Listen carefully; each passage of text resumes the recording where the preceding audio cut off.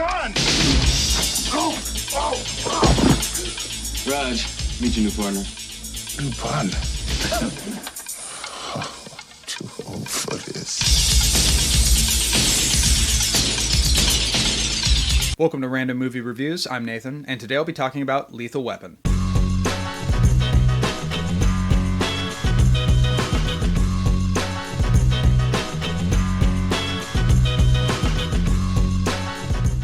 So since we are nearing the end of November, and I already did my Thanksgiving movie list for this month. For those interested, I'll put it in the description below.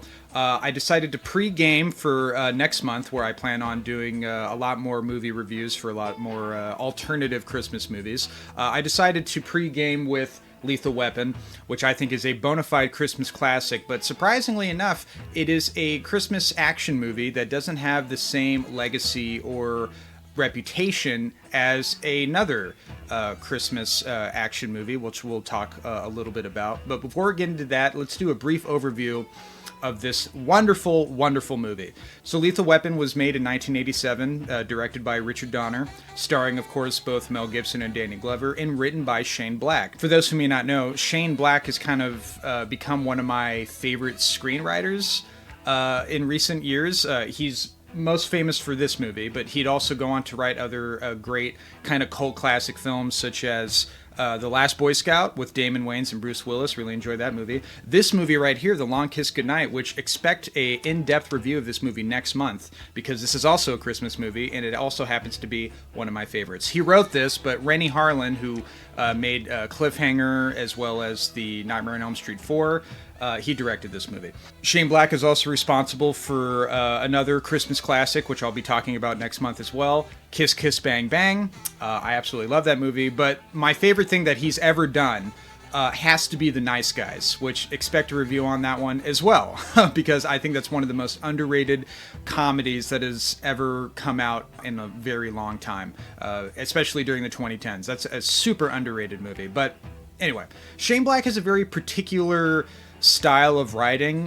His writing is often, in many ways, kind of self-aware. There's kind of a tongue-in-cheek quality to a lot of his stuff. But since this is his first script, Lethal Weapon is a much more serious movie. And I kind of forget that every time I revisit it. It's not that this movie doesn't have any moments of humor in it, because it does. It's got some great Shane Black dialogue that is absolutely fantastic.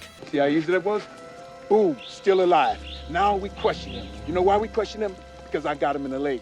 I didn't shoot him full of holes to try to jump off a building with him. That's no fair. The building guy lived. But the movie is very serious, and at times, dare I say, even gritty. The film is often labeled as an action movie, and although there is action in this movie, I think this movie is more of a neo-noir film. It is kind of a classic detective cop movie that deals with these two characters who are two very different types of people. Murtaugh, played by Danny Glover, I mean, he is a classic dad, a loving husband, and he's turning 50, and he's approaching retirement soon.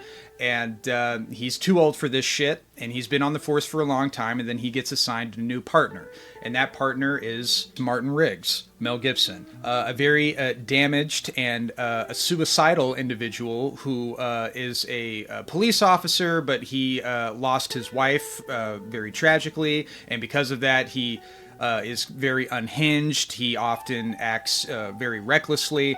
And so these two are paired together, and they have to solve a crime that revolves around a dead prostitute, and that dead prostitute happens to be the daughter of one of Murtaugh's old war buddies back in Vietnam.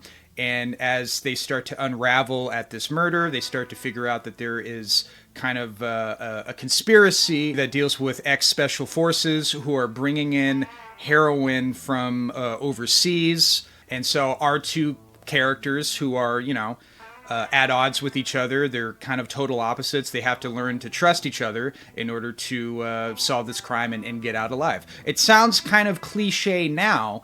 And, you know, Lethal Weapon at the time, it wasn't the first buddy cop action movie. There was obviously 48 Hours before this with Eddie Murphy and Nick Nolte. There's also the movie Running Scared, a movie that doesn't really get mentioned a lot. I've seen it. It's okay. It's really not that great. So Lethal Weapon wasn't like the first buddy cop action movie. It's been done before, and there's probably even earlier examples that I haven't thought of. But it was definitely the one that set the standard. It was the one that kind of perfected the formula. And a lot of that has to go to the way Richard Donner directs the movie. You know, Richard Donner is one of those filmmakers where he can kind of do everything. You know, his catalog of movies is very...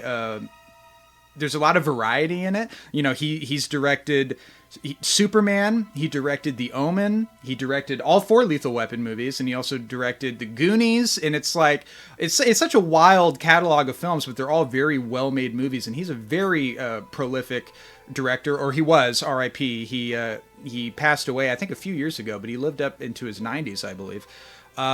Yeah, he's a fantastic director, and his direction really shines in this movie. So that's one reason why the movie works so incredibly well. Obviously, Shane Black's writing, the amount of depth he gives both of these characters. We get to really learn about these characters, where they are now and who they were in the past, and how they interact with each other.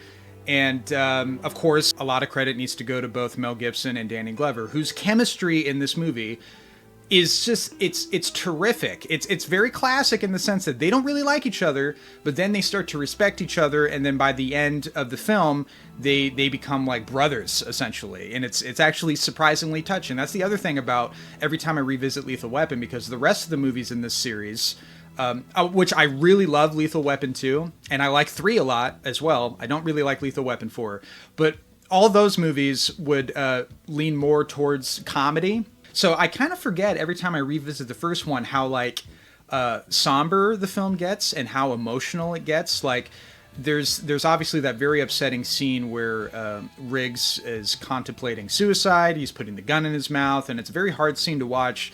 But Mel Gibson delivers it so perfectly, and it's a brutal scene, but it's also there's a lot of heart, and then his character development in particular. You know, where Riggs learns to kind of find meaning in life again, and him opening up to Murtaugh as they're starting to trust each other. There's that great scene where he's talking to Murtaugh about, you know, the only thing I've ever been good at is shooting people. That's an iconic scene. And then we get to the ending of this movie where, you know, they really become friends, and it feels earned throughout the course of the movie. It's so well written. I think this movie is better categorized as a neo-noir film. Because it's a bit more slower paced, it's more character driven. It's about these 2 guys, and most of the action in this movie kind of takes place towards the tail end of it. But I love that, because by the time we get to the end of this movie, the stakes are so high, and our characters are so desperate, and they're willing to do anything to, you know, save their lives and, you know, get the bad guys. It feels so freaking epic. And then, you know, I mean, there's that kind of cheesy ending where Riggs wants to show how much of a badass he is by fighting Gary Busey. I think his name is Mr. Joshua in this movie. That scene is kind of ridiculous. It's kind of and a little over the top, but it's still awesome and badass and kind of goofy in how hyper masculine it is. But I don't care. I think it's great. And the other thing that should be mentioned about this movie is that whenever anyone mentions a Christmas action movie, obviously the first one that pops into your head is Die Hard. I love Die Hard. Die Hard is the better action movie over Lethal Weapon. It's the movie that I watch every Christmas Eve. There are 2 movies I have to watch every year for Christmas: Christmas Vacation and Die Hard. There are no exceptions. Funny enough, Lethal Weapon, I think, is a better Christmas movie. It's very Christmassy. Like, Christmas is always in the background of this film. It opens up with Jingle Bell Rock. You know, so the Christmas is kind of like a character in this movie. And because the movie ends with Riggs finding his family and having a place to spend Christmas, it feels kind of more appropriate as a Christmas movie than Die Hard does. Because, like, Die Hard doesn't really need to take place during Christmas. Like, Die Hard can take place any time of the year. The fact that it does take place during Christmas gives me and everybody else an excuse to watch it every year for Christmas. But Lethal Weapon, and with a lot of Shane Black's movies too, he loves having, like, kind of twisted, violent stories taking place during the time of Christmas. Is kind of like a weird contrast. For Lethal Weapon, it really, really works. Because at the end of the day, it's about these two guys trusting each other and eventually becoming brothers, and Riggs finding a place in his life where he sees meaning in living again, and he finally sees hope, and he's found some sort of redemption. And the fact that happens during the holiday season, it's a surprisingly uplifting movie in that regard. And overall, the movie is just a joy to watch. And then, of course, you get Lethal Weapon 2 after that, which I'm a big fan of Lethal Weapon 2, and I'll probably do a review of that one later in the future. The third one is also fun as well. The only bad Lethal Weapon movie is the fourth one.